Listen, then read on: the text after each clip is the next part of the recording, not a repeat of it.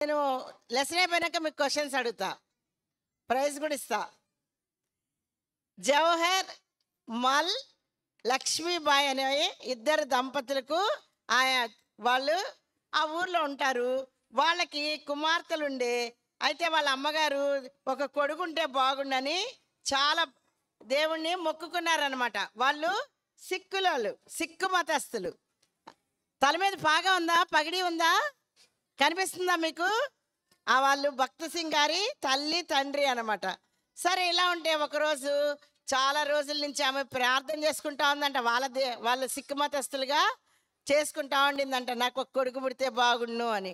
అప్పుడు 1903 జూన్ 6న వాళ్ళకు ఒక బాబు పుట్టాడంట.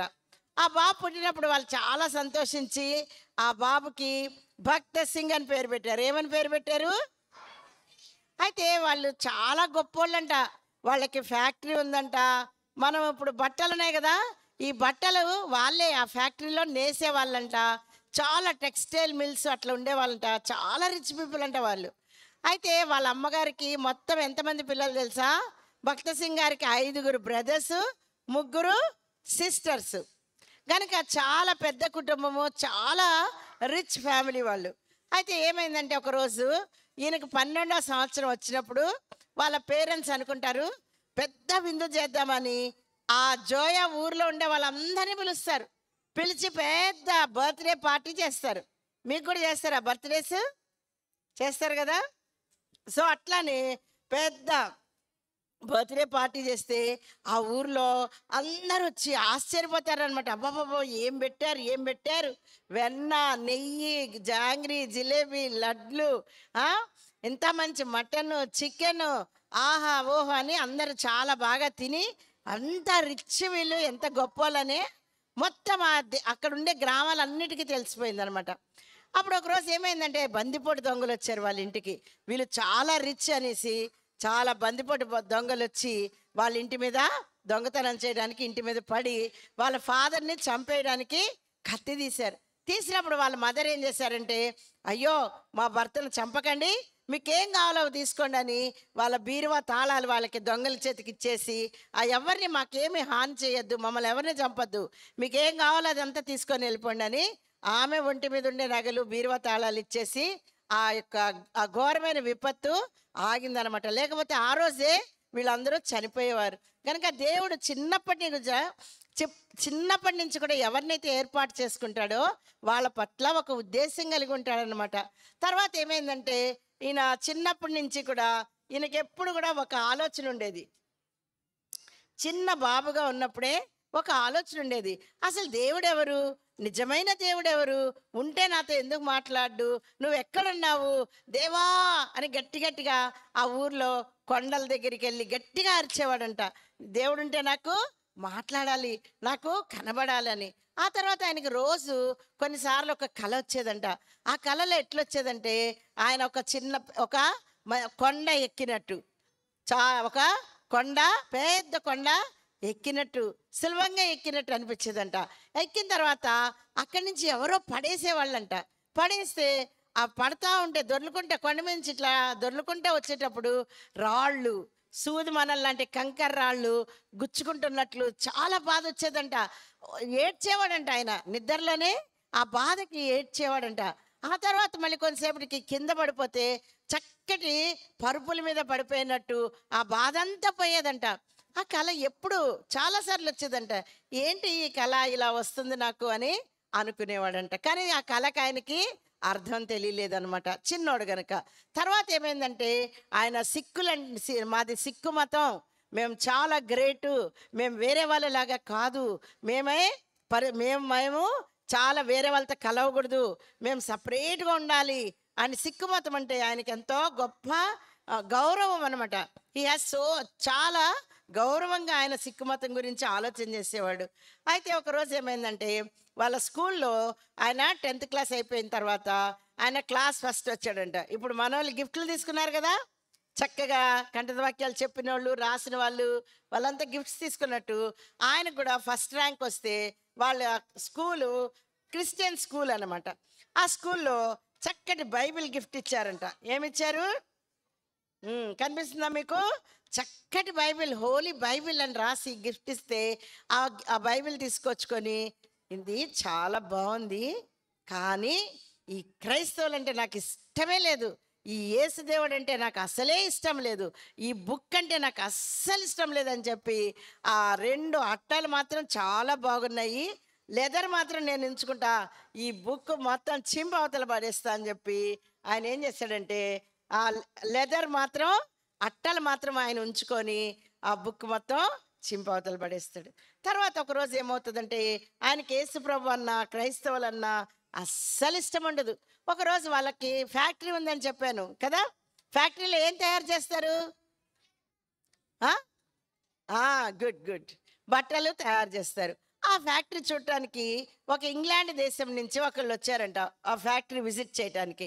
అప్పుడు వాళ్ళ నాన్నతో పాటు ఈ చిన్న బక్సింగ్ కూడా అక్కడికి వెళ్తే ఆయన అన్నాడంట, మీ బాబుని ఇంగ్లాండ్ పంపించండి, మేము చక్కగా చూసుకుంటాం, అక్కడ ఇంకా చదువుకొని మీకు వచ్చి మస్తు హెల్ప్ చేయొచ్చు అంటే, అస్సలు మా వాడికి ఒక్క చిన్న పని కూడా రాదు, మేము అసలు బయట దేశాలకి మేము పంపించము అని వాళ్ళ ఫాదర్ అన్నారంట. అయితే బక్సింగ్ గారు ఆ మాట విని ఎట్లయినా నేను ఇంగ్లాండ్ వెళ్ళాలి, బయట దేశాలకు వెళ్ళాలి అని చాలా ఆశతో ఆయన ఆయన ఎప్పుడు కూడా వెళ్ళాలని అనుకుంటూ ఉండేవాడు అనమాట. అయితే ఒకరోజు ఏమైందంటే 14 ఇయర్స్ అప్పుడు ఈ ఇంగ్లాండ్ దేశానికి వెళ్ళాలంటే ఏం చదవాలి, అక్కడి నుంచి యూనివర్సిటీలో నేను జాయిన్ అవ్వాలంటే ఏం చేయాలి అని అక్కడి నుంచి ప్రాస్పెక్టస్ అన్నీ 30 యూనివర్సిటీస్ నుంచి తెప్పించుకున్నాడంట. ఎన్ని యూనివర్సిటీస్?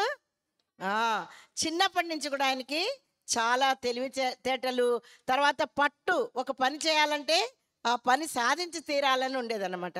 తర్వాత ఇంటర్మీడియట్ అయిపోయిన తర్వాత బిఏ చదువుతున్నప్పుడు వాళ్ళ ఫాదర్కి చెప్పారంట, నేను ఎట్లయినా బయట దేశానికి వెళ్తాను, ఇంగ్లాండ్కి వెళ్తానంటే, వద్దొద్దు, నువ్వు మాకు మొదటి కుమారుడువు, నువ్వే పెద్ద కుమారుడు, ఇంట్లో నువ్వు మాకు హెల్ప్ చేయాలి, ఇక్కడే ఉండి చదువుకోవాలి ఇంజనీరింగ్, అంతేగాని అక్కడిక్కడ వద్దని చెప్తే అని చాలా దుఃఖం అయిపోయిందంట. అయితే బక్సింగ్ గారికి ఎంతమంది సిస్టర్స్, ఎంతమంది బ్రదర్స్? అయితే కూడా వాళ్ళ అమ్మకి ఈయనంటే చాలా ఇష్టమంట. వాళ్ళ అమ్మ అడిగిందంటే, ఎందుకు నాయన అట్లా దుఃఖంగా ఉంటున్నావు, ఎవరితో మాట్లాడకుండా ఉంటున్నావు, ఏం జరిగిందంటే, అమ్మ నేను ఇంగ్లాండ్ వెళ్ళాలంటే నాన్న వద్దంటున్నాడు, మరి నువ్వు పంపించమ్మా నన్ను చెప్పు అంటే, ఆమెనిందంట, మరి నువ్వు ఇంగ్లాండ్ వెళ్ళాలంటే నేను హెల్ప్ చేస్తాను, నీకు నాన్నతో కూడా మాట్లాడతాను, కానీ నువ్వు నాకు ఒక మాట ఇవ్వాలి. చెప్పమ్మా, ఏం మాట ఇవ్వాలి నీకు అంటే, ఇంగ్లాండ్ దేశం వెళ్ళిన వాళ్ళంతా మారిపోతారు, మనము సిక్కు జాతి, సిక్కు మతస్థులము, మనం జుట్టు కట్ చేసుకోకూడదు, సిగరెట్లు తాగకూడదు, ఆల్కహాల్ తాగకూడదు, అట్లా మన నిష్ఠా నిబంధనలతో ఉండాలి నాయన, నువ్వు అక్కడికి వెళ్తే మారిపోతావు, అదే నాకు భయం అంటే ఆయన చెప్పాడంటే, అమ్మా నువ్వు అస్సలు అట్లాంటి భయం పెట్టుకోవద్దు, నేను నీకు ప్రమాణం చేసి చెప్తున్నాను, నేను అసలు మారనమ్మా, నేను మంచిగా ఉంటాను, ఎలా వెళ్తానో అలా తిరిగి వస్తానని చెప్పారంట. ఇదిగోండి, ఇప్పుడు పెద్దగా అయ్యారైనా కదా, చక్కగా పెద్ద హ్యాండ్సమ్, ఒక మంచి జెంటిల్మెన్ లాగా ఉన్నారు. కాబట్టి వాళ్ళు ఏం చేశారంటే, వాళ్ళ అమ్మ వాళ్ళ నాన్నతో చెప్పిందంట, పోనీలే మనకి పెద్ద కుమారుడు కదా అని. సరే వెళ్ళిన తర్వాత ఏమైందంటే, ఆయన 1926 సెప్టెంబర్ నెలలో లండన్ వెళ్ళారంట. లండన్ ఏ దేశంలో ఉంటుంది? ఇంగ్లాండ్ కదా, కరెక్ట్. లండన్ వెళ్ళినప్పుడు లండన్ చాలా వేరేగా ఉంటుందన్నమాట. అక్కడ మ్యూజిక్, డాన్సు, డ్రామాలు, మొత్తం లైట్స్, చాలా అసలు వర్ణించలేనంత వేరుగా లండన్ ఉందంట. వాళ్ళ కాలేజీలో కూడా వేరేగా ఉన్నారంట అందరూ.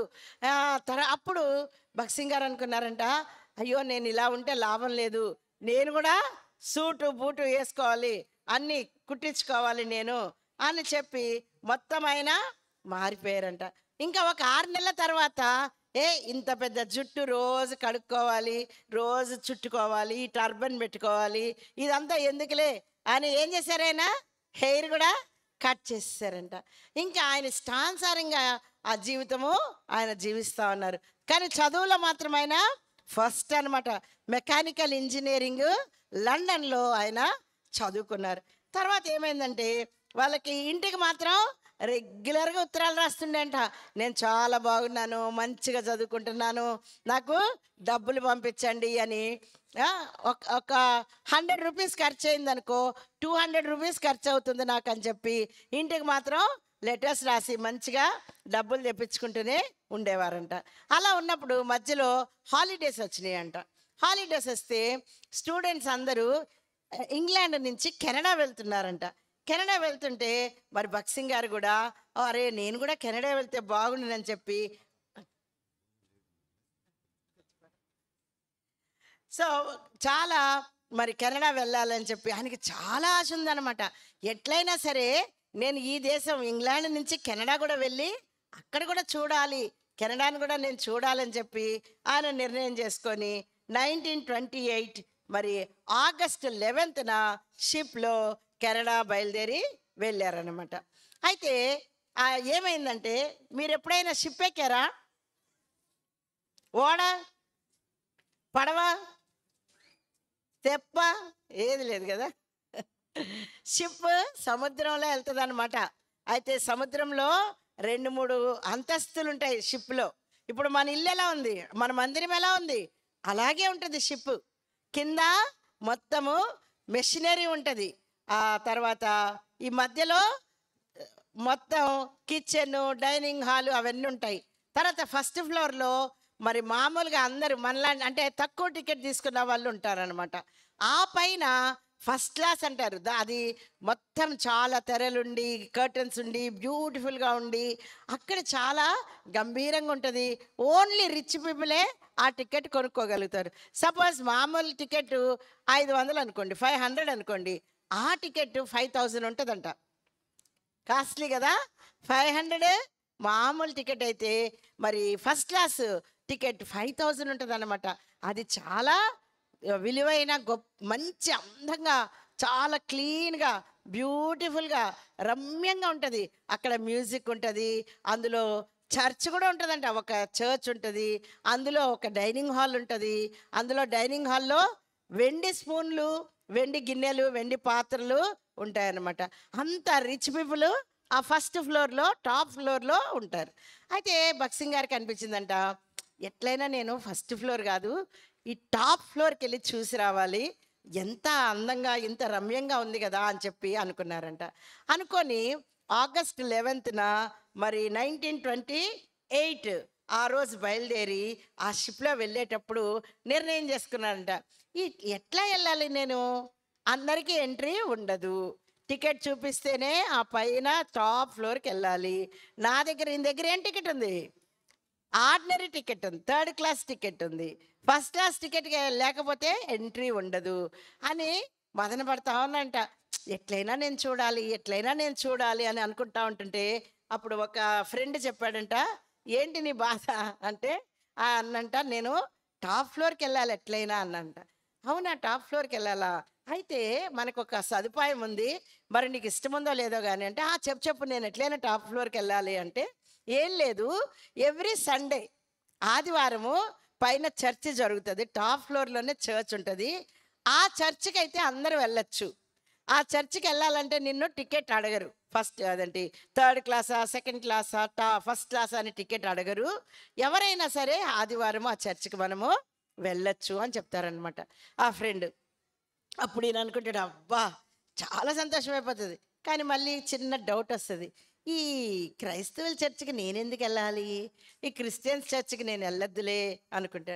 మళ్ళీ అనుకుంటా, అయ్యో ఇదే మంచి అవకాశం, ఈ అవకాశం పోతే మళ్ళీ నేను అంత ఫస్ట్ క్లాస్ షిప్ని నేను చూడలేను అనుకొని, సరే అని చెప్పి ఆయన ఫస్ట్ ఫ్లోర్కి వెళ్తారనమాట.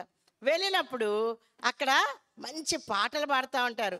ఇదే ఆయన ఏం చేస్తారంటే చర్చికి, మరి చర్చ్ అని చెప్పారు కదా, కాబట్టి చర్చ్కి వెళ్తేనే ఆ ఫ్లోర్ అంతా చూడొచ్చు, కాబట్టి చర్చ్లోకి వెళ్తారు. చర్చ్లోకి వెళ్ళినప్పుడు అక్కడ అందరూ చక్కగా పాటలు పాడుతూ ఉన్నారు. ఏదోలే వాళ్ళ ఇష్టం, వాళ్ళు ఏమన్నా చేసుకొని, నేనైతే కొంతసేపు ఏదో కష్టపడి కూర్చొని ఆ తర్వాత ఈ ఫస్ట్ క్లాస్ ఫ్లోర్ అంతా చూసి నేను కిందకి వెళ్ళిపోతాను అని ఆయన వచ్చి కూర్చుంటారు. సరే కూర్చుందాంలే, ఎంతసేపు నించుంటామని కూర్చుంటారు. కూర్చున్నప్పుడు ఆయన పక్కన ఇంకొక పెద్ద ఆమె వచ్చి కూర్చుంటుంది అనమాట.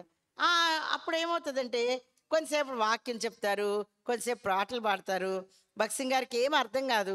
అసలు ఆయన లక్ష్యం కూడా పెట్టడు. ఇది నేను విననే వినకూడదు అనుకుంటారనమాట. అయితే కొంతసేపటి తర్వాత ప్రేయర్ అని చెప్తే అందరూ మోకరిస్తారు.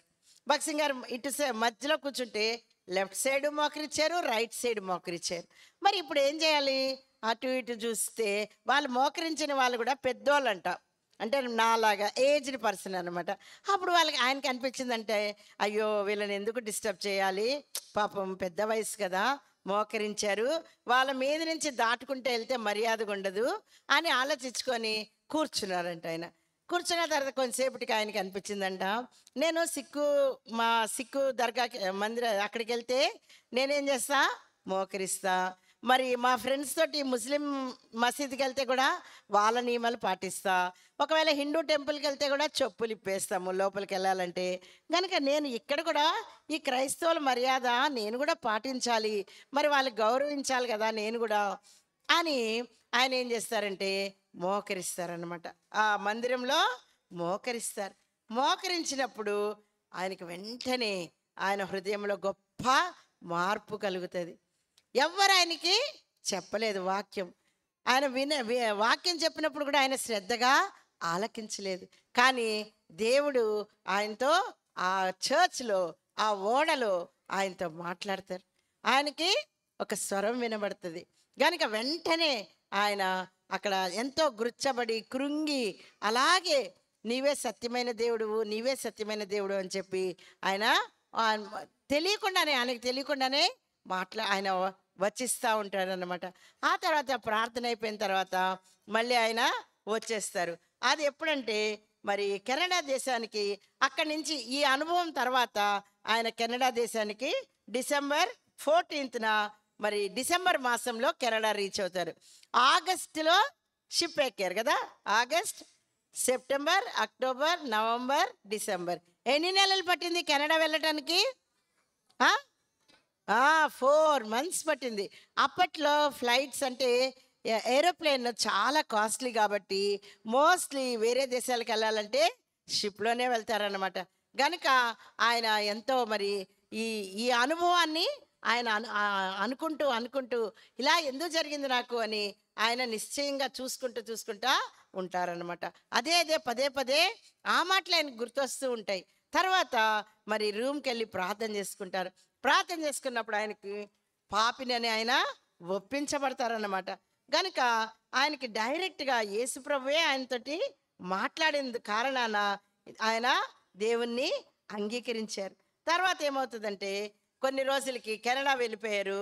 కెనడా వెళ్ళిపోయిన తర్వాత అక్కడ కెనడాలో YMCAలో ఉంటారు. YMCA అంటే అక్కడ హాస్టల్స్ ఉంటాయి. యంగ్ మెన్ క్రిస్టియన్ అసోసియేషన్ వాళ్ళ హాస్టల్స్ ఉంటాయి అన్నమాట. అంతలో ఇంకా ఆయన మనసులో ఒకటే మాట, యేసు ప్రభువా నీవే సజీవుడైన క్రీస్తు అని ఎరిగి నమ్ముచున్నాను. ఇదే మాటలు ఆయన హృదయంలో పదే పదే గుచ్చబడతా ఉంటాయి. అంతేకాకుండా ప్రభువా నేను పాపిని, నన్ను క్షమించు అనే మాటలు కూడా ఆయనకి గుచ్చబడతా ఉంటాయి అన్నమాట.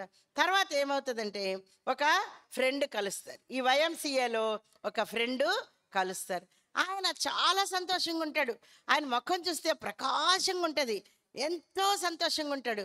అప్పుడు బ్రదర్ అడుగుతారు, భక్సింగ్ గారు అడుగుతారు అనమాట, ఏంటి నువ్వు ఇంత సంతోషంగా ఉన్నావు, ఈ సంతోషం నాలో లేదే, నీకు ఎక్కడిది సంతోషం అంటే ఆయన చెప్తాడు, నేను యేసుక్రీస్తు ప్రభును నమ్ముకున్నాను, యేసుక్రీస్తు ప్రభు నా హృదయంలో ఉన్నాడు, ఆయన నాకు నిత్య జీవం ఇస్తాడు, ఆయన నాకు నిత్య సంతోషం ఇస్తాడు, గనుక నేను యేసు ప్రభుని నమ్ముకున్నాను కనుక నాకు ఇంత సంతోషం ఉంది అన్నప్పుడు భక్సింగ్ గారు అడుగుతారు, నాకు కూడా తెలుసుకోవాలని ఉంది అని ఆ ఓడలో జరిగిన అనుభవాన్ని వాళ్ళ ఫ్రెండ్కి చెప్తే వాళ్ళ ఫ్రెండ్ ఇంకా ఎక్కువగా వాక్యం చెప్పి ఒక బైబిల్ ఆయనకి గిఫ్ట్ ఇస్తారనమాట. ఆయన బైబిల్ గిఫ్ట్ ఇచ్చినప్పుడు దేవుడు ఆయనతో మరి బైబిల్ చదువుతూ ఉంటాడు. ఆయన యోహాను సువార్తలో చదువుతూ ఉంటుంటే నిశ్చయముగా నేను నీతో చెప్తున్నాను, నిశ్చయముగా నేను నీతో చెప్తున్నాను, నిశ్చయముగా అనే మాట పదే పదే అది వాక్యంలో ఆయనకు కనబడతా ఉంటుంది అనమాట. గనుక దేవుడు నాతో మాట్లాడుతున్నాడా, నాకే నిశ్చయంగా చెప్తున్నాడా, నిశ్చయంగా చెప్తున్నాను, నీతో చెప్తున్నానని ఉంది. ఇది నిజంగా సజీవమైన వాక్యం అని చెప్పి ఆయన ఎంతగానో మరి గుర్చబడి పాపాలన్నీ ఒప్పుకొని యేసుక్రీస్తు ప్రభువుని ఆయన అంగీకరిస్తాడు. అంతవరకు కూడా సిక్కు మతం అంటే ఎంతో గొప్ప అని అనుకునే ఆయన ఇప్పుడు సంపూర్ణంగా క్రైస్తవుడిగా ఆయన మారిపోయాడు. యేసుక్రీస్తు ప్రభువుని ఆయన హృదయంలోనికి ఆయన తీసుకున్నాడు. తర్వాత కెనడా దేశంలో ఆయన అగ్రికల్చరల్ ఇంజనీరింగ్ కూడా చదివారు. ఇంగ్లాండ్ దేశంలో ఏం చదివారు ఆయన? మెకానికల్ ఇంజనీరింగ్ చదివారు. ఆ తర్వాత కెనడా దేశంలో వినిపెగ్ యూనివర్సిటీలో మరి ఆయన ఏం చదివారంటే అగ్రికల్చరల్ ఇంజనీరింగ్ కదా. ఈ కాలంలోనే ఒక ఇంజనీరింగ్ చదవటానికే మనం కింద మీద అయిపోతుంటే, ఆ కాలంలో 90స్లో బ్రదరు మరి అగ్రికల్చరల్ ఇంజనీరింగ్ కంప్లీట్ చేసుకొని, మెకానికల్ ఇంజనీరింగ్ కంప్లీట్ చేసుకొని మళ్ళీ అగ్రికల్చరల్ ఇంజనీరింగ్ కూడా ఆయన చదివారనమాట. అది చదువుతున్న సమయంలోనే 1932 ఫిబ్రవరి 4న ఆయన బ్యాప్టిజం తీసుకున్నారు. దేవుడు ఆయన్ని ఒప్పించినప్పుడు ఆయన బ్యాప్టిజం కూడా తీసుకున్నారు. అంతేకాకుండా ఆయన ఎంతో నిశ్చయంగా యేసు ప్రభువే నా దేవుడని అందరికీ చెప్పడం స్టార్ట్ చేశారనమాట. అది అందరికీ చాలా ఆశ్చర్యంగా ఉండేది. ఇదేంటి ఈయన ఇలా మారిపోయాడే, ఇలా చెప్తున్నాడేంటి అని అందరూ ఆశ్చర్యపోయేవాళ్ళు అనమాట. కనుక ఇప్పుడు భక్సింగ్ గారి చేతిలో ఏముంది? పాత అలవాట్లన్నీ పోయినాయి, చెడు తలంపులు, చెడు ఆలోచనలన్నీ పోయినాయి. ఇప్పుడు ఆయన హృదయంలో ఎంతో సంతోషం, ఎంతో నెమ్మది. ఆయనకి ఇప్పుడు బైబిలే సర్వస్వం అయిపోయింది. ఏమైపోయింది? మీ దగ్గర బైబిల్స్ ఉన్నాయా? గనుక ప్రతిరోజు గంటల తరబడి, దినాల తరబడి, రాత్రి అంతా పగలంతా ఇంకా అక్కడ స్నో పడుతుంది అనమాట. స్నో పడ్డప్పుడు బయటికి వెళ్ళలేరు. గనుక ఇంకా స్నో ఎప్పుడు పడినా ఆ దినమంతా వాక్యం చదువుకుంటా, ఆదికాండం నుంచి ప్రకటన వరకు వాక్యాలు గ్రంథాలు చదువుకుంటా మరి ప్రార్థనలో ఆయన గడిపేవాడు అనమాట.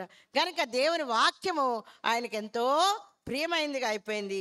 దేవుడు అంటే ఎంతో ప్రేమ కూడా అయిపోయింది. తర్వాత మరి ఆయన ఇంజనీరింగ్ కూడా మరి అగ్రికల్చరల్ ఇంజనీరింగ్ కూడా పూర్తయింది. అయితే అగ్రికల్చరల్ ఇంజనీరింగ్ చదివేటప్పుడు 2 అద్భుతాలు జరిగినాయి. ఒకరోజు చాలా అలసిపోయాడంట ఆయన. చాలా అలసిపోయి, ప్రభువా నేను ఇంక ఈ ట్రాక్టర్ నడపలేను, ఈ భూమి అంతా, అగ్రికల్చర్ అంటే ఏంటి? వ్యవసాయం కదా. వ్యవసాయంలో పరికరాల మీద ఇంజనీరింగ్ అనమాట. ఆయన ట్రాక్టర్స్, కల్టివేటర్స్, ప్లౌస్ ఇట్లాంటి అట్లన్నిటిలో ఆ ఇంజనీరింగ్ చదువుతుండేవారు. కనుక చాలా అలసిపోయి ఒకరోజు ప్రార్థన చేసుకున్నారంట. నా నుంచి కాదు, ఇంకా ఈరోజు నాకు ఎట్లయినా నువ్వు హాలిడే ఇవ్వాలి అని ప్రార్థన చేసుకుంటే, కాలేజ్ ఏమైనా హాలిడే ఇస్తుందా? ఇయ్యదు కదా. మనం ప్రార్థన చేస్తే హాలిడే వస్తుందా రాదా? చాలా విశ్వాసంతో చెప్తున్నారు. Very good children. కనుక బ్రదర్ కూడా, ఆ భక్సింగ్ గారు కూడా ప్రార్థన చేసుకుంటే ఆ రోజు ఏమైందంటానంట, పోయి ట్రాక్టర్ ఆన్ చేస్తుంటే స్టార్ట్ అవ్వట్లేదంట. ఏమవుతలేదు? స్టార్ట్ అవ్వట్లేదు. సరే అని వాళ్ళ సీనియర్స్ వచ్చారంట, స్టార్ట్ అవ్వలేదంట. ఎవరు వచ్చినా స్టార్ట్ అవ్వలేదంట. సరే అందరు ఇంటికి వండి, ఈ ట్రాక్టర్ బాగా అయిందాక సెలవు అని చెప్పేశారంట. ఏం చెప్పేశారు? ఈ ట్రాక్టర్ మళ్ళీ స్టార్ట్ అయ్యి ఇది రిపేర్ అంతా అయ్యిందాక సెలవేలే, ఇంటికి వెళ్ళిపోండి అని చెప్పారంట.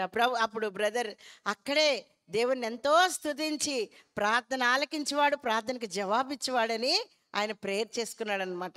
కనుక మీకు ఎప్పుడైనా ఇలా జరిగిందా? మనం పొద్దున ప్రార్థన చేసాం కదా, వర్షం కొంచెం ఆపయ్యా అని. దేవుడు ఆపాడా లేదా? మరి ప్రైజ్ లార్డ్ చెప్దామా? Praise the Lord. కనుక దేవుడు ఏం చేస్తాడు? ప్రార్థన ఆలకిస్తాడు. కనుక మరి బ్రదర్ భక్సింగ్ గారు వెంటనే చాలా స్తుతించాడంట దేవుణ్ణి. అంతేకాకుండా ఆయనకున్న సమయం అంతా కూడా ఎప్పుడు కూడా దేవుని వాక్యం చదవడానికి, ఇతరులతో కలిసి ప్రార్థించడానికి, అట్లా మంచి స్నేహితులను ఆయన ఏర్పాటు చేసుకున్నాడు అన్నమాట. తర్వాత ఒకరోజు ఏమైందంటే, మరి దేవుడు ఆయనతో మాట్లాడుతూ ఉన్నాడంట. నువ్వు ఇంత చదువుకున్నావు కానీ నేను నిన్ను ఏర్పాటు చేసుకుంటున్నాను, నువ్వు నాకు పని చేయాలి, నా సేవకుడిగా ఉండాలి, నేను నిన్ను ఒక ఉద్దేశంతో ఈ భూమి మీద జన్మింపజేశానని మాట్లాడుతుంటే బ్రదర్ అనుకుంటా ఉండంట, నేను డబుల్ ఇంజనీరింగ్ చదివాను, నేను మా ఇంటికి వెళ్ళి, మాకు మస్తు ఫ్యాక్టరీస్ ఉన్నాయి, మా ఫాదర్ చాలా రిచ్ ఫ్యామిలీ కనుక నాకున్న డబ్బులన్నీ కూడా నేను తెచ్చి మీ నేను సేవకిస్తా, సువార్తకిస్తా, బైబిల్స్ ప్రింట్ చేయొచ్చు, కరపత్రికలు ప్రింట్ చేయొచ్చు, మళ్ళీ సేవకులను పెట్టి సేవ చేయించవచ్చు. నేను మాత్రం సేవకి రాను, నేను మాత్రం నా డబ్బులన్నీ నీకే ఇస్తాను అని చెప్పి దేవునితో ఆయన వాదిస్తూ ఉండేనంట. అయితే తర్వాత ఏమైందంటే కొన్ని రోజులకి ఇట్లానే దేవుడి దగ్గర అడుగుతా ఉన్నారు, ప్రార్థన చేస్తూ ఉన్నాడు అనమాట. తర్వాత దేవుడు చెప్పాడంట, మరి నువ్వు రక్షింపబడ్డావు కదా, ఈ విషయం మీ తల్లిదండ్రులకు చెప్పాలి కదా అంటే, అప్పుడు బ్రదర్ ఏం చేశారంటే ఒక లెటర్ రాశారంట. వాళ్ళ అమ్మగారికి వాళ్ళ నాన్నగారికి లెటర్ రాశారంట. ఏమనంటే, యేసు ప్రభుని నేను నా సొంత రక్షకుడిగా అంగీకరించాను. నాకెవరో చెప్తే కాదు, ప్రభువే నాతో మాట్లాడాడు, ఆయన ద్వారానే నేను రక్షింపబడ్డాను. ఆయనే నిజమైన ప్రభువు, ఆయనే సజీవుడైన యేసు ప్రభువా, ఆయనే సజీవుడమైన క్రీస్తు ప్రభుని నమ్ముచున్నాను అని చెప్పి ఆయన వాళ్ళ పేరెంట్స్కి లెటర్ రాశారనమాట.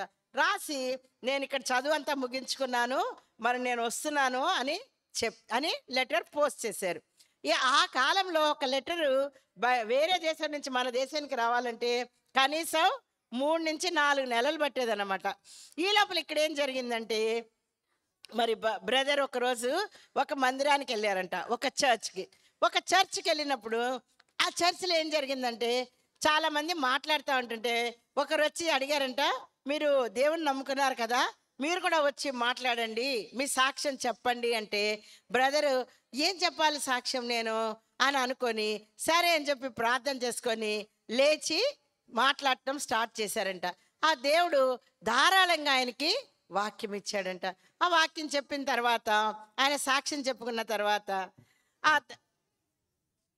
ఆ సాక్ష్యం చెప్పుకున్న తర్వాత కొద్దిసేపటికి ఏమైందంటే, వాళ్ళు అన్నారంట, ఇండియా దేశంలో కూడా చాలామంది ఉన్నారు కదా సేవకులు, మిషనరీస్, వాళ్ళ గురించి కూడా ఏమన్నా చెప్పండి అన్నారంట.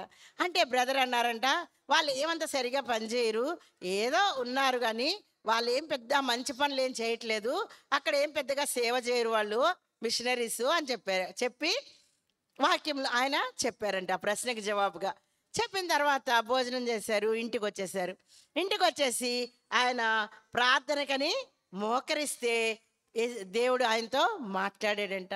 ఏమనంటే, నా సేవకుల గురించి చెడుగా మాట్లాడడానికి నువ్వెవరు, నా సేవకుల్ని విమర్శించడానికి నువ్వెవరు, నువ్వెందుకు అట్లా చెప్పావు, నువ్వేమన్నా సేవకు వస్తున్నావా, నువ్వు సేవ చేస్తానంటే నువ్వు సేవ చేయమంటే రానంటున్నావు, చేసే వాళ్ళ గురించి ఇలా ఎందుకు మాట్లాడావు అని దేవుడు ఆయనతో గద్దించి మాట్లాడితే వెంటనే బ్రదర్ మోకరించి కన్నీళ్లతోటి నా తప్పు క్షమించు, నేను ఇంకెప్పుడు కూడా ఎవరికి వ్యతిరేకంగా నేను ఎప్పుడు కూడా విమర్శించి మాట్లాడిన ప్రభువా అని చెప్పాడనమాట.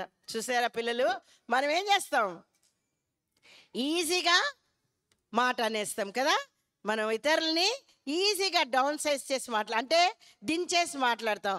కానీ మనము అట్లా దించేసి మాట్లాడకూడదు, ఇతరుల గురించి చెడు మనం ప్రచారం చేయకూడదు. వెంటనే దేవుడు మాట్లాడినప్పుడు నువ్వైతే రావట్లేదు కానీ వాళ్ళ గురించి ఎట్లా మాట్లాడేవు అనగానే అప్పుడు బ్రదర్ అన్నారంట, ప్రభువా నేను వస్తాను, ఎట్లయినా సరే నేను నీకు సేవకుడిగా నేను సమర్పించుకుంటాను అని చెప్పి మరి ఆయన చాలా కన్నీళ్లతో ప్రార్థన చేశారన్నమాట.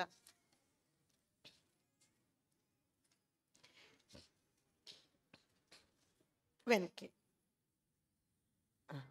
సో అప్పుడు ఏమైందంటే, ఆయన మోకాళ్ళుని, యేసయ్యా నేను నీ సేవకు వస్తా, నీ పరిచర్య చేస్తా, నీ రోజు నుంచి నువ్వేం చెప్తే అదే చేస్తా, నువ్వు చెప్పకపోతే నేను ఏ పని కూడా చేయను, చిన్న పని కానీ పెద్ద పని కానీ నీవు చెప్పకుండా నేను ఏ పని చేయను అని చెప్పి ప్రభు దగ్గర క్షమాపణ అడిగి ఆ రాత్రి అంతా కూడా కన్నీటితో ఆయన ప్రార్థన చేసుకున్నాడు అనమాట.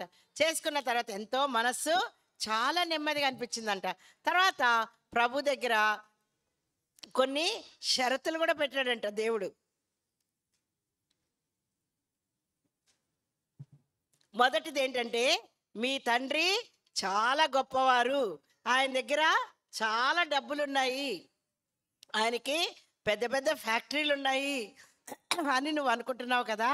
కానీ నువ్వు ఆస్తిలో ఒక్క పైసా కూడా అడగకూడదు. మీ తండ్రి ఆస్తిని నువ్వు ఏది కూడా తీసుకోకూడదు, నీ భాగాన్ని వదిలిపెట్టేయాలి. రెండోది, నాకు ఇది అవసరం, నాకు బట్టలు లేవు, నాకు ఈరోజు భోజనం లేదు, నాకు ప్రయాణానికి డబ్బులు లేవు అని ఎవ్వరితోనూ నీ అవసరాలు ఎవ్వరికి కూడా చెప్పకూడదు అని చెప్పి దేవుని దగ్గర 3 షరతులు దేవుడు ఆయనకి విధించాడనమాట. కనుక అప్పటి నుంచి దేవుని చిత్త ప్రకారం నా ఇష్టం ఏమీ లేదు, ఏది కూడా నేను ఎవరిని కూడా అడగను, ఒక్క నయ పైసా కూడా నేను ఎవరికి అడగను. అంతేకాకుండా నా అవసరాలు కూడా ఎవరికి చెప్పను. మా తండ్రి ఆస్తిలో నేను ఏది కూడా నేను తీసుకోను, నా స్వంతగా నేను ఏ నిర్ణయం చేసుకోనని ఆయన తీర్మానం చేసుకున్నారంట. కష్టమే కదా, కష్టమా సులభమా ఈ 3? మరి డబ్బులు ఎట్లా వస్తాయి, తిండి ఎట్లా వస్తుంది కదా, ఎంతో కష్టమైన పని. కానీ దేవుడు మాట్లాడాడు, దేవుడు ఏర్పరచుకున్నాడు కనుక ఆయన ఏమాత్రం కూడా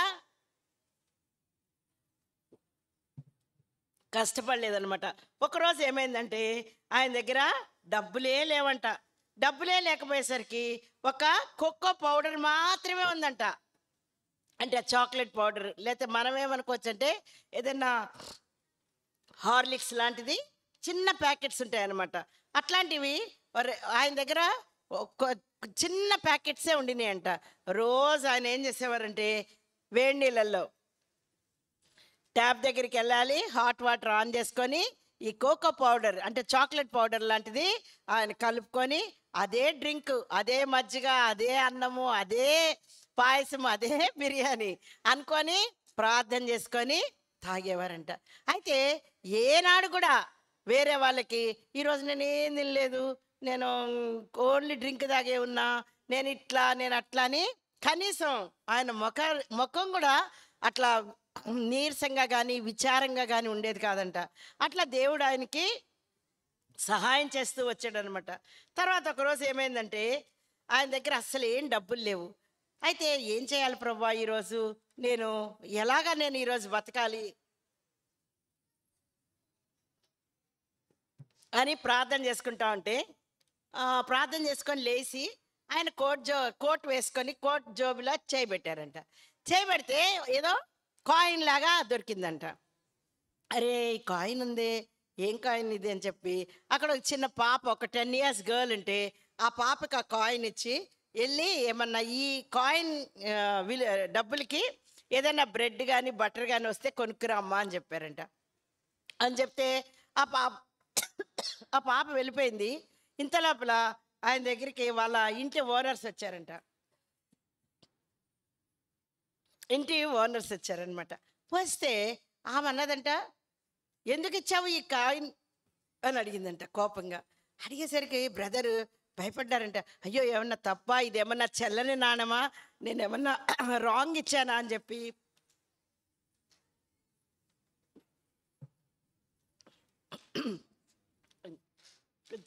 అనుకునేసరికి ఆయన ఏమైపోయిందంటే, ఆమెకి లేదు మేడం సారీ అంటే, సారీ కాదు, ఇది చాలా విలువైన నాణం, ఇది మ్యూజియంలో పెట్టచ్చు, అంత మంచి నాణం అని ఆమె చెప్పారనమాట. అప్పుడు బ్రదర్ అనుకుంటా ఆశ్చర్యపోయారంట, ఇంత విలువైంది నా దగ్గరికి ఎట్లా వచ్చింది అని అనుకొని ఆమె అన్నదంట, ఇది నేను తీసేసుకుని మీకేం కావాలో అవన్నీ ఇస్తానని చెప్పింది అనమాట. చూసారా, బ్రదర్ దగ్గర అసలు డబ్బులే లేవు, కానీ ఎప్పుడో ఉన్న నాణెము కాయిన్ ఆ రోజు ఆయనకి దొరికిందనమాట. తర్వాత ఆయన ఏం చేశారంటే, వాళ్ళ ఇండియా దేశానికి మళ్ళీ తిరిగి వచ్చారు. వాళ్ళది బాంబే దగ్గర ఊరు అనమాట. వాళ్ళ పేరెంట్స్ ఊరు బాంబేకి కొంచెం దూరం. బాంబేకి షిప్లో వచ్చేసారు. వచ్చిన తర్వాత ఆ ట్రైన్ ఎక్కి వాళ్ళ ఇంటికి వెళ్ళారు. వాళ్ళ ఫాదర్కి ఉత్తరం రాశారు కదా, వాళ్ళ ఫాదర్ మదరు మరి రైల్వే స్టేషన్కి వచ్చారు. వాళ్ళ ఫాదర్ మదర్ పేరేంటి? మర్చిపోయారా? Very good. జవహర్మల్ లక్ష్మీబాయి కదా. వాళ్ళిద్దరు వచ్చి రైల్వే స్టేషన్కి వచ్చి చాలా సంతోషంగా ఆయన్ని ఎదుర్కొని మరి కౌగులించుకొని ముద్దు పెట్టుకొని, నాయనా నువ్వు యేసుప్రభుని నమ్ముకున్నావు, మాకేం బాధ లేదు, కానీ మన ఊర్లో యేసుప్రభుని నమ్ముకున్నానని నువ్వు చెప్పద్దు. నీ గదిలో నువ్వు ప్రార్థన చేసుకో, నీ గదిలో నువ్వు బైబిల్ చదువుకో, నువ్వేమన్నా చేసుకో, కానీ మన ఊర్లో ఎవ్వరికి కూడా నువ్వు చెప్పద్దు అని చెప్తే బ్రదర్ అన్నారంట, మరి యేసు ప్రభు గురించి చెప్పకుండా, యేసు ప్రభు గురించి మా ప్రార్థన చేసుకోకుండా, బైబిల్ చదువుకోకుండా నేను ఉండలేను. ఒక మనిషికి గాలి అంటే ఊపిరి ఎంత అవసరమో అలాగే నాకు కూడా నా ప్రభువు నాకంతటి గొప్పవాడు, నా దేవుని యొక్క వాక్యము నాకంత ప్రియమైనది. ఊపిరి లేకుండా, గాలి లేకుండా బతకగలమా నాయన? అట్లాగే నేను బైబిల్ ప్రార్థన నా దేవుడు లేకుండా నేను బ్రతకలేనంటే వాళ్ళ ఫాదర్ చాలా చాలా దుఃఖపడి, నాయన నా తల పగిడి, చూడండి తల మీద సిక్కులు వాళ్ళు పెట్టుకుంటారు కదా, అది తీసి బ్రదర్ కాళ్ళ దగ్గర పెట్టారంట. కొడుకు కాళ్ళ దగ్గర పెట్టి, నాయన నువ్వు ఒక్కసారి ఆలోచించంటే ఆయన బ్రదర్కి చాలా దుఃఖం వచ్చిందంట. కానీ నా దేవుణ్ణి నేను విడవలేనని చెప్తే మరి వాళ్ళిద్దరు తల్లిదండ్రులు ఇద్దరు చాలా దుఃఖంతో తిరిగి ఆ ట్రైన్లో వాళ్ళ ఊరికి వెళ్ళిపోయారన్నమాట. కనుక పిల్లలు, మరి మనం బక్సింగారు అని చదువుతూ ఉంటాము. పాపం బ్రదరు మరి ప్లాట్ఫామ్ మీదే నిలబడిపోయారు, వాళ్ళ పేరెంట్స్ వాళ్ళ ఊరికి వెళ్ళిపోయారు. చూడండి, ట్రైన్ వెళ్ళిపోతూ ఉందన్నమాట. కనుక ఆయన ఎంతో మరి దుఃఖంతో, చాలా దుఃఖంతో ఆ ప్లాట్ఫామ్ మీదే ఉండిపోయారు. ఆ తర్వాత బాంబేలో, పాకిస్తాన్లో, పంజాబ్లో ఇంకా అనేకమైన స్థలాల్లో దేవుని సేవ ఆయన పరిచర్య చేశారు. అట్లా చేసుకుంటూ పరిచర్య చేసుకుంటూ మరి చాలా మంది ఆయనకి దేవుని వాక్యం చెప్పమని ఆయనకి ఇండియా దేశపు పటము దేవుడు చూపించాడనమాట. నేను ఇండియా దేశంకి ప్రవక్తగా, సేవకుడిగా నిన్ను పిలుస్తున్నాను గనుక నువ్వు ఇండియా దేశం అంతా పర్యటించి ఇండియా దేశం అంతట్లో వాక్యము చెప్పాలి అని ఆయనకి దేవుడు సెలవిస్తే, ఆయన దేశమంతా మరి అప్పట్లో పంజాబ్, బంగ్లాదేశ్, పాకిస్తాన్ ఇవన్నీ కలిసే ఉండేటి కనుక అన్ని ఊర్లు వెళ్ళి అన్ని గ్రామాలకు వెళ్ళి దేవుడు ఆయనకి వాక్యం చెప్తూ ఉండేవారు అనమాట. అయితే దేవుడు ఆయనకి ఇంగ్లీషు, పంజాబీ, ఉర్దూ, హిందీ ఈ 4 భాషలు ఆయనకు బాగా వచ్చు. కానీ ఇండియాలో ఎక్కువ మరి సౌత్ ఇండియాలో తమిళ్, తెలుగు, మలయాళం, గుజరాతీ, ఇంకా ఒడియా ఇట్లా వేరే వేరే ఎన్నో భాషలు ఉన్నాయి. కనుక ఎక్కడికి పోయినా ఆయనకి ట్రాన్స్లేటర్స్ దొరికే వాళ్ళంట. దేవుడు పాటలు పాడే వాళ్ళని, ట్రాన్స్లేట్ చేసే వాళ్ళని, వాక్యం చెప్పే వాళ్ళని అందరినీ కూడా ఆయన సమకూర్చి బ్రదర్కి ఎంతో సహాయం చేసేవారు అనమాట. తర్వాత అట్లా చేసుకుంటూ వచ్చి ఆయన చెన్నై వచ్చారు. చెన్నైకి వచ్చిన తర్వాత అక్కడ దేవుడు సంఘ దర్శనం, అపోస్తుల కార్యాలు 2:42 ఉన్న సంఘ దర్శనం దేవుడు ఆయనకి అనుగ్రహించి అక్కడ జెహోషామా అనే మందిరాన్ని ఆరంభించారనమాట. ఆ తర్వాత 1950లో మరి ఏలిం హైదరాబాద్కి వచ్చారు. హైదరాబాద్కి వచ్చిన తర్వాత అక్కడ ఏలిం కనిపిస్తుంది కదా మీకు, అక్కడ మందిరాన్ని ఆరంభించారు. తర్వాత 1959లో హెబ్రోన్ని ఆరంభించారు. ఏలిం నుంచి హెబ్రోన్కి వచ్చారు. ఎన్నో రకాలుగా దేవుని సేవా పరిచర్య చేసేవాళ్ళు. ఆ దినాలలో మరి ఇప్పుడైతే మనం చక్కగా వ్యాన్లో కూర్చున్నాం, కానీ ఆ దినాలలో ఎడ్ల బండ్ల మీద వెళ్ళి సువార్త సేవ చేసేవారు.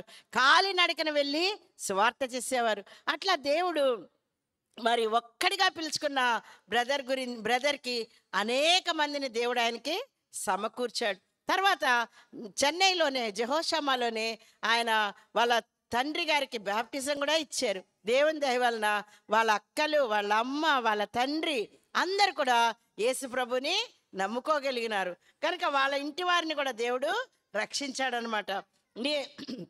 నీవును నీ ఇంటి వారును రక్షించబడుదురు అనే వాక్యాన్ని దేవుడు ఆయన జీవితంలో నెరవేర్చాడు.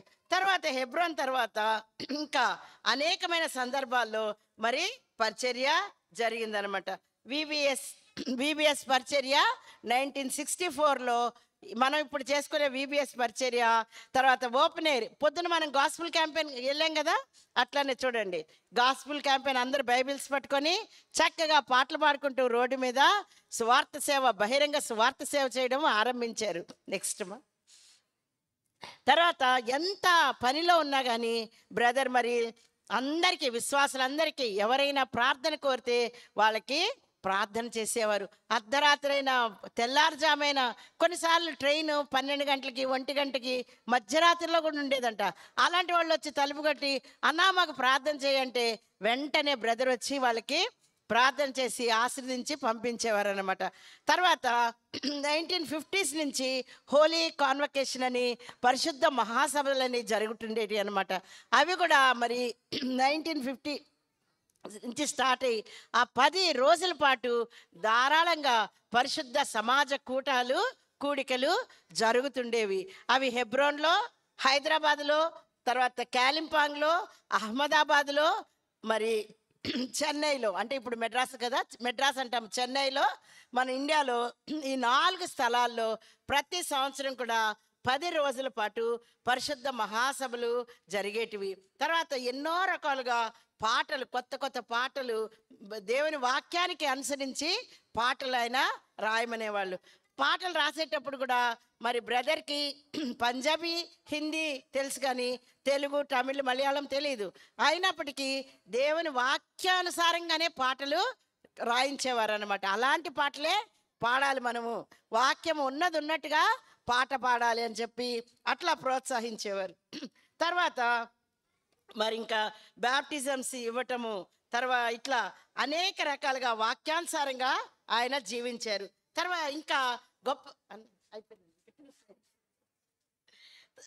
తర్వాత మరి ఇంకా దేవుని సేవకులు, గొప్ప ఎవాంజలిస్ట్ అంటే ప్రపంచము అంతా కూడా సువార్త సేవ చేసిన బిలీ గ్రహాం గారు లాంటి వాళ్ళు, తర్వాత ఆస్ట్రేలియాలో గోల్స్వర్తి గారు, ఇలా ఫాక్స్ గారు, ఇట్లా చాలా మందితో కలిసి ఆయన అనేక మందితో కలిసి సువార్త సేవ, ప్రార్థనలు, దేవుని వాక్యాన్ని అనేకులకు అందించడం అనేది జరిగేదన్నమాట.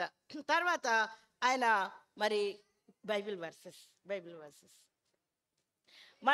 మన సహవాసంలో చాలా కొంచెం ఎక్కువగా మాట్లాడే కొన్ని మాటలు ఉంటాయి. మొట్టమొదటిది బ్రదరు నేను ఏర్పరచుకున్న సాధనం కనుక భక్సింగ్ గారిని దేవుడు ఏర్పాటు చేసుకున్నాడు. తర్వాత ఆయన ఒక మాట ఎక్కువ చెప్పేవారు, ఏ చెప్పినా ప్రభు చిత్తం అయితే, గాడ్స్ విల్, దేవుని చిత్త ప్రకారం మనం చేయాలి. అందుకని ఏ మాట చెప్పినా మన సహవాసంలో ఏమంటాము, దేవుని చిత్త ప్రకారం, దేవుని చిత్తమైతే, దేవాని చిత్తానుసారంగా విబిఎస్ ఇచ్చాం వందనాలు అని మనం వాడతాము. తర్వాత దేవాని చిత్తం నెరవేర్చుట నాకు సంతోషము, నీ ధర్మశాస్త్రం నా ఆంతర్యంలో ఉన్నది. కనుక దేవుని వాక్యాన్ని ఉన్నది ఉన్నట్లుగా దేవుని వాక్యాన్ని చదివి పాటించాలని బ్రదర్ చెప్పేవారు అనమాట. తర్వాత 2000 అంటే 2000 సంవత్సరంలో 97 సంవత్సరాల వయసులో మరి బ్రదర్ దేవుని మహిమలోనికి చేర్చబడ్డారు. ఆ రోజు భూమి కంపించింది, ఆకాశంలో మిట్ట మధ్యాహ్నం ఇంద్రధనస్సు వచ్చింది. దేవుడు తన దాసుని ఎంతగానో ఘనపరిచాడనమాట. తర్వాత నెక్స్ట్ ఇక్కడ చూస్తే ఒక సముద్రం లాగా మనుషులు, హైదరాబాద్ పట్టణం అంతా మనుషులతోటే నిండిపోయింది. కనుక నన్ను ఘనపరచువాన్ని నేను ఘనపరుస్తానని దేవుడు బ్రదర్ని, ఆయన ద్వారా జరుగుతున్న సేవా పరిచర్యని దేవుడు కొనసాగిస్తూ ఇప్పటి వరకు మనల్ని కూడా ఆ యొక్క అపోస్తుల కార్యాలు 2:42లో ఉంచుకున్నాడు. కనుక ఆయన ఏర్పాటు చేసుకున్న దేవుడు మనల్ని కూడా ఏర్పాటు చేసుకోగలుగుతాడు. ఆయన దేవుడే మన దేవుడు. కనుక పిల్లలు మీరందరూ కూడా దేవుడు మిమ్మల్ని ఏర్పరచుకునని ఆ వాక్యం విన్నారు. ఈ వాక్య అనుభవంలో దేవుడు మిమ్మల్ని ఉంచి మీరు నేర్చుకున్న పాటలు, వాక్యాలు మీరు ఇవన్నీ కూడా నేర్చుకోండి, పాడుకుంటూ ఉండండి. దీని ద్వారా మీరు ఎంతో ఆశీర్వదించబడతారు.